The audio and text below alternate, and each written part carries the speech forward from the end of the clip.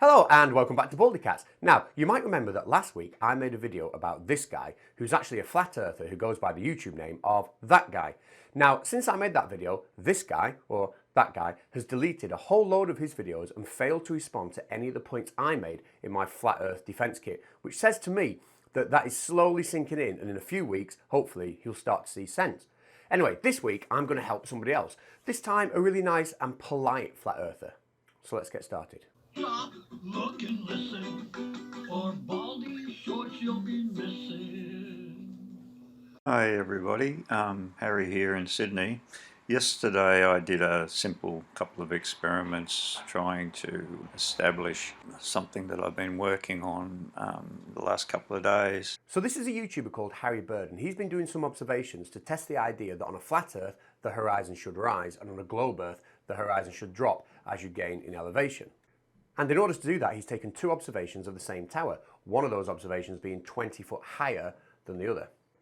Now, at first glance, his images certainly do back the idea that as you gain in elevation, the horizon will rise with you. If you look at the waterline behind, we can see that on the lower picture, it is way below the top of the tower, but as it gains in altitude, there we go, it's right above the top of the tower. Something that is impossible on a globe, but only possible on a flat earth, leading him to make this conclusion, which is, of course, that the earth cannot be a sphere.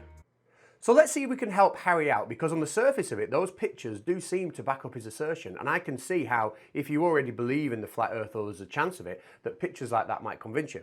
So let's take a closer look at the picture taken at the lower elevation. And we can certainly see at the lower elevation that the horizon is well below the top of the tower. Compared to this picture, where we're 20 feet higher, where we can see that the horizon has clearly risen. Now, obviously, I wasn't there when these observations were taken. I can only stalk one person at a time, what can I say? However, the first thing that jumped out to me was the fact that the top of the tower, that box, that cube at the top of the tower, seemed to be in the centre of both images. Let's take another look.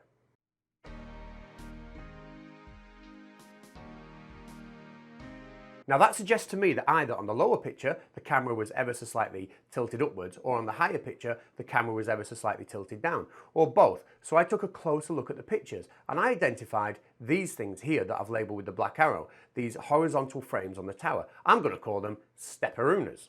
Now if I look at the picture that was taken at the lower altitude, I can count 7 stepperooners. But if I have a look at the picture that was taken at the higher altitude, I can count 8 stepperooners. Now, of course, the only way you can see more of the bottom of the tower when you climb in elevation is if you tilt the camera downwards. So, however honest Harry was trying to be with these pictures, and I do believe he was trying to be honest, there is no way at all that he could have had that camera level on both of those shots. And that is your reason, Harry, that your horizon has risen in the background. Now, this is a second video I took off Harry's channel, and here he's trying to show us that boats don't disappear from the bottom up because they're going over the curve of the earth, but just simply because they're getting further away. And the angle between the floor and the bottom of the boat is getting so small that it gives the illusion of things disappearing from the bottom up. Now, just like with the first video we've just seen of his, he has some early success, but can you spot why? So I can see the bottom of the boat, and I'm going to remember that the surface of that table represents the surface of the water, which I'm getting closer and closer to now. I can still see the bottom of the boat. I'm getting very close to the surface of the water.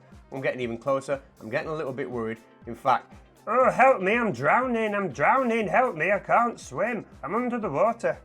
So there are literally dozens of this type of clip on the internet where people are moving a camera up and down to try and show that objects will disappear from the bottom up due to this weird sort of perspective thing. But they've all got one thing in common, and that is always the camera has to go below the table that the object is sat on.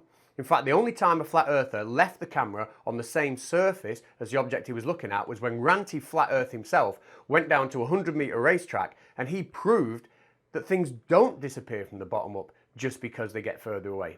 Do you remember this? Well, we're not losing any of the actual target. Now, the third and final video I look at on Harry's channel is the one that really gives me hope for him. Take a look. How do you explain perspective and and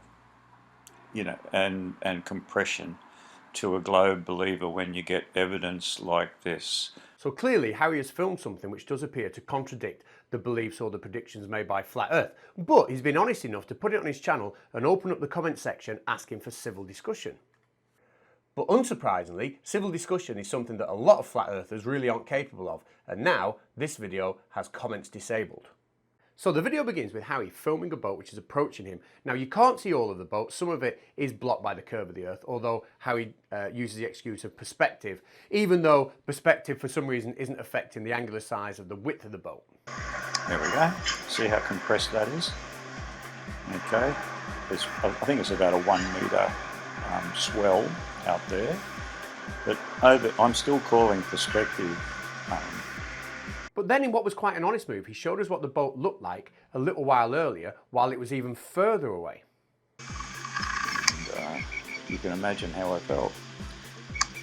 You can still see the top of the boat. There's absolutely cannot see the hull. Now, whether that's the waves, from my perspective, I could say the waves are getting in the way. But it got me thinking anyway about, I can understand how we can get photographs like this, and I'm still not completely convinced. Okay, Harry, let me see if I can help you. The whole reason flat earthers seem to think that things disappear from the bottom up due to perspective is because of a misrepresentation of something called the Rayleigh criterion. Now, the Rayleigh criterion tells us a minimum viewing angle at which we can look at 2 points and still resolve them. Essentially, whenever light passes through an aperture, it will diffract and cause a diffraction pattern. Now, there is a minimum separation distance that the diffraction patterns from two objects can get before we cannot resolve them and before they look like one object, as shown by the diagram here. And this equation here will tell us the minimum viewing angle that we need in order to be able to resolve two objects that are close together. But what you'll notice is that lambda sign on top of the equation. This stands for the wavelength of light. Now, why is this important? Well, normally when we do calculations with the Rayleigh criterion, we use an average wavelength of light. But actually, the wavelength of light does make a difference to that viewing angle. And if you were to take a red filter or a blue filter and put it in front of your camera when you're making observations like this, what you should notice is a different amount of the bottom of the boat will become visible depending on the colour filter you use, if that boat is disappearing due to perspective. Now, this is really easy to do. You simply go to a shop and buy a piece of red plastic or buy a piece of blue plastic. It's ultra cheap way. And when you analyse those photographs properly with a red filter and a blue filter, you'll see that no difference is made to the amount of boat that is lost. Therefore, ruling out the Rayleigh criterion and ruling out perspective. And once you've done that, feel free to get in touch and we'll have a chat. Good luck.